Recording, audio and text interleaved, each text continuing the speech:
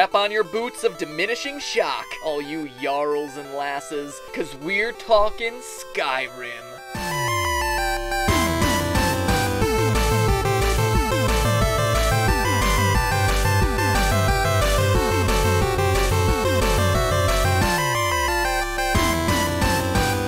Hello, Internet. Welcome to Game Theory, the unrelenting shout of video game education. I just foos rode and he dawed. You know, I used to be a gamer like you, but then I took a bi-weekly gaming vlog on and just don't have as much time anymore. But that's not to say that I missed out on gaming's hottest meme since Do a Barrel Roll, which for all you newcomers to the show, I disproved 2 episodes ago. Shameless promotion for the win! Anyway, it should come as no surprise that we're talking about this. I used to be an adventurer like you. Then I took an arrow in the knee. Arrow in the knee. An arrow in the knee. Arrow in the knee. Arrow in the knee. The knee. Knee. The knee. Knee. Skyrim's #1 epidemic isn't vampirism or rampant stone flesh. It's roadside bandits taking potshots at Patelle. Which got me wondering, would an arrow to the knee really be such a severe injury? And more importantly, what could possibly explain so many adventurers suffering from such an odd attack? Dear viewer, prepare to be rocked, because researching these innocent questions led me to unearth a conspiracy sweeping across Tamriel. Today, we'll not only expose the Tanya Harding of Skyrim, but we'll finally close the book on this overused meme. First, the ground rules. Skyrim's world is clearly based on Viking society. And no, I'm not just saying this because the characters run around in horned helmets. There's plenty of evidence to support this, but here are just 2 very clear examples. In the game, each of the 9 holds are governed by a jarl who swears his fealty to the High King. Real Viking society also had jarls, aristocratic men who oversaw huge estates, leased their land to tenants, and held slightly less wealth than the monarch. So really a direct comparison. Same thing with thralls. You know how you can summon a thrall to do your bidding in Skyrim? Thralls in Viking times were the lowest rungs in society, consisting of slaves belonging to a master. So good on you, Bethesda. A+ research. Except for the horned hat thing. You see, Vikings never actually wore helmets with horns or wings. This actually originated in the Bronze Age, anywhere between 3300 and 1200 BC. The Viking Age is dated at 800 to 1100 AD. A 2 millennia difference, missed it by that much. Anyway, if a Viking really were to get an arrow in the knee, what could they expect? Well, the knee is what's known as a hinge joint, allowing movement in only one direction. It's also the largest joint in the body, and the one that tends to be the most frequently injured. Just ask Willis McGahee, Dante Culpepper, and Donovan McNabb.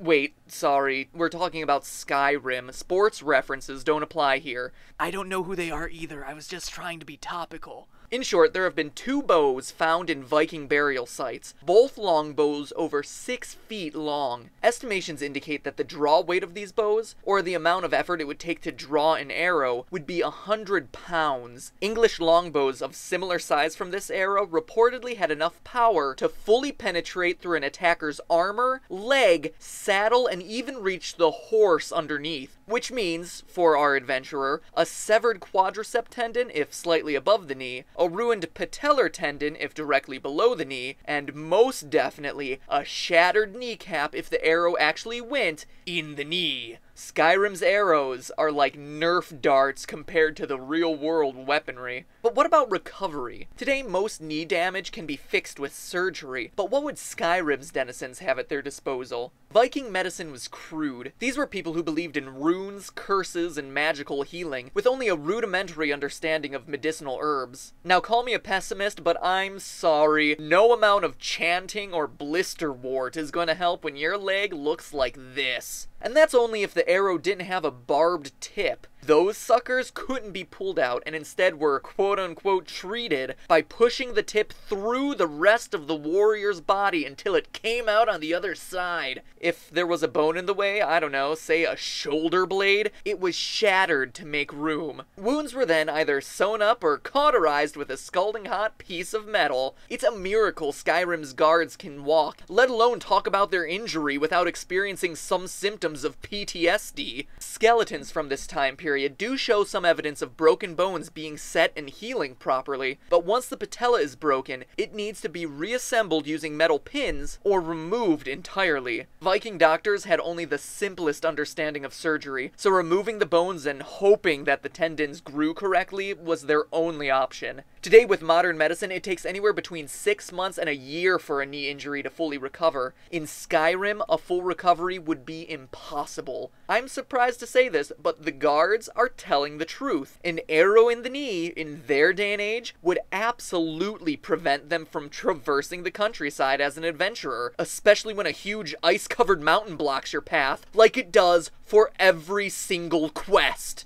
But I digress. So what? I hear the skepticism dripping from your comments. An arrow to the knee hurts. What have we learned?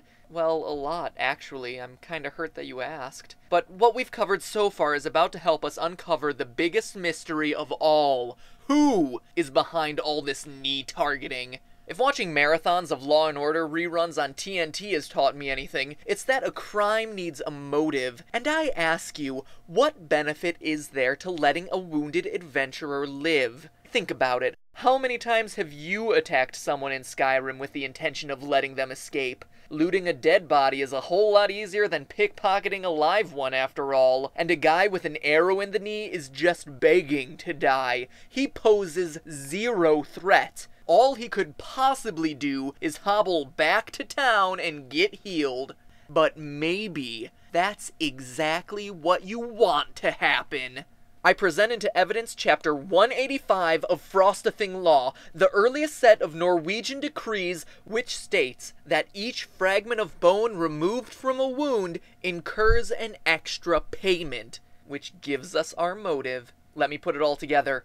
A hired hitman shoots an arrow in some adventurer's knee, but lets him live. The knee shatters into tiny bone fragments, but the victim is still able to make his way back into town to get healed. Since Viking Age medical practices can't repair a broken kneecap, the bone fragments must be removed. Coincidentally, the kneecap is one of the simplest bones to extract from the body, but for each fragment that comes out, the physician's bill gets higher and higher. In other words, there's gold in them thar knees. Which means that the group responsible for the knee busting can only be Skyrim's doctors. Ever wonder why there's no medics in Skyrim? It's because they all got rich off their knee extractions and moved to somewhere that's warmer than a witch's tit in winter. Say Somerset Island, leaving behind a generation of handicapped adventurers and a meme that got old a couple weeks before I got to this video. But hey, that's just a theory. A game theory. Thanks for watching. I took an arrow to the knee. Used to cast spells, I used to raise hell. Used to use hair gel, I took an arrow to the knee. Used to be a pimp, took an arrow to the knee. Now I'm just a gimp, took an arrow to the knee. I used to fight crime, my face was on the dime. Used to love wind chimes, I took an arrow to the knee. Used to be a snake, took an arrow to the knee.